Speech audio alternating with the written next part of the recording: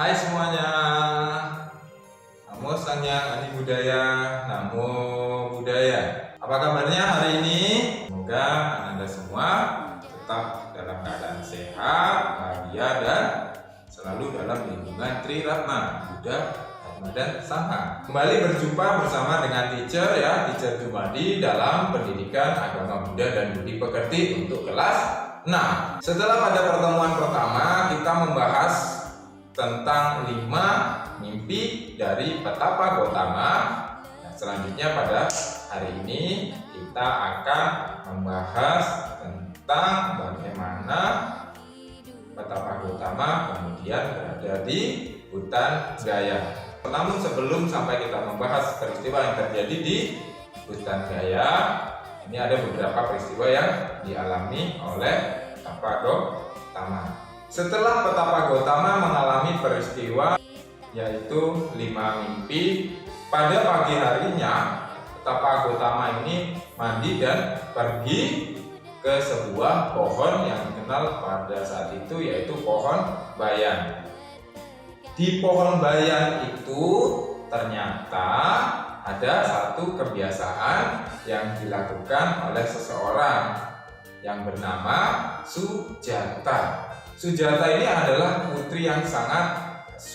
adalah seorang putri yang kaya, di mana pada saat mudanya ia selalu berdoa kepada pohon banyan. Ia meminta kepada dewa pohon banyan bahwasanya ketika nanti dia menikah, dia meminta agar menikah dengan seorang yang kaya dan dari kasta yang sama, dan juga Sujata ini memiliki keinginan bahwasanya ketika mempunyai anak nanti anaknya adalah laki-laki. Biasanya Sujata ini selalu memberikan persembahan berupa nasi, susu kepada dewa pohon banyan ketika bulan purnama atau ketika hari purnama di bulan Waisak, dengan tujuan untuk memberikan persembahan yang sama dilakukan di setiap tahunnya. Sujata kemudian pada pagi-pagi hari ini memerah susu dari 8 ekor susu. Nah, pada saat itu ada beberapa keajaiban. Yang pertama, ketika Sujata memerah susu, anak-anak dari sapi yang 8 ekor itu tidak ada yang mendekati induk sapi. Jadi seperti membiarkan susu itu diperah oleh Sujata. Yang kemudian pada saat itu ketika tempayan atau wadah dari susu itu diletakkan di bawah sapi, air susu sapi itu mengalir terus tanpa harus diperah. Wah, itu keajaiban yang luar biasa. Nah, pada saat itu kemudian Sujata ini memanggil pelayannya yang bernama Punya. Nah, kemudian mengatakan bahwa Punya, hari ini dewa pohon banyan sungguh baik sekali. Selama 20 tahun aku belum pernah melihat peristiwa atau mengalami peristiwa yang seperti ini. Kemudian Sujata memerintahkan kepada Punya agar segera pergi ke pohon banyan untuk membersihkan pohon banyan. Akhirnya Punya pun pergi. Baiklah Nyonya. Akhirnya Punya pun pergi. Setibanya di dekat pohon banyan, Punya ini terkejut. Karena apa? Karena ketika mendekati pohon banyan, Punya melihat Petapa Gautama sedang duduk di bawah pohon banyan dan menghadap ke arah timur. Kemudian dari tubuh Petapa Gautama itu muncul cahaya kuning keemasan. Dengan perasaan terheran-heran dan takut, kemudian Punya ini berpikir, wah, siapakah itu? Jangan-jangan hari ini dewa pohon turun untuk menerima dana makanan dari Nyonya atau Putri Sujata. Wah, sebaiknya aku bergegas untuk melaporkan kepada Putri Sujata atau Nyonya Sujata. Kemudian Punya berlari menuju ke tempat Sujata. Nyonya.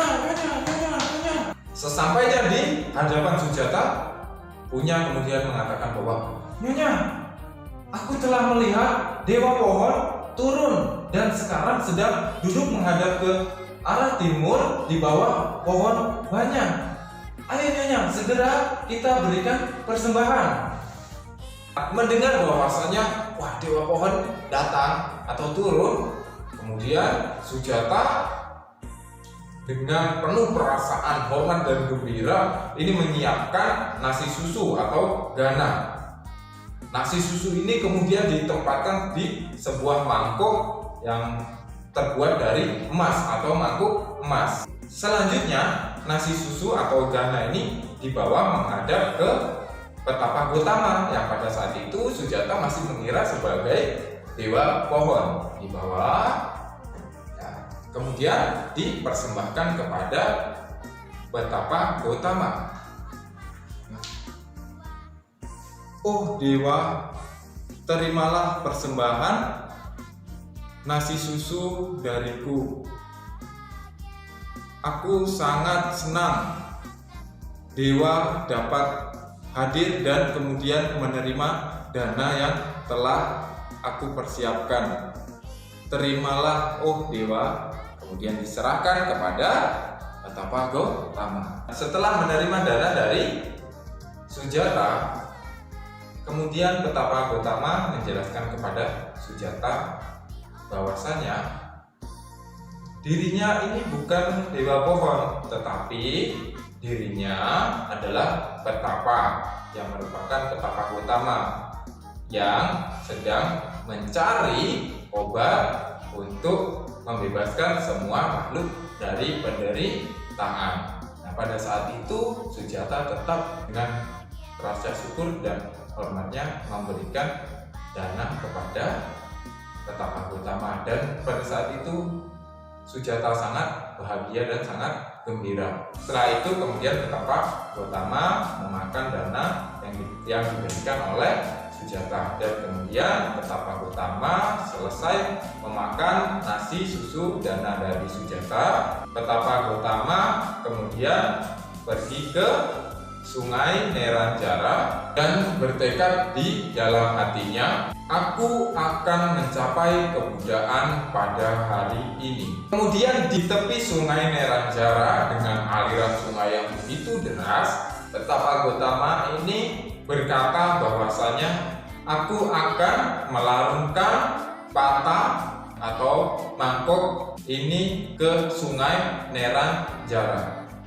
Jika patah atau mangkuk ini melawan arus Sungai Neranjara, berarti aku akan menjadi Buddha pada hari ini.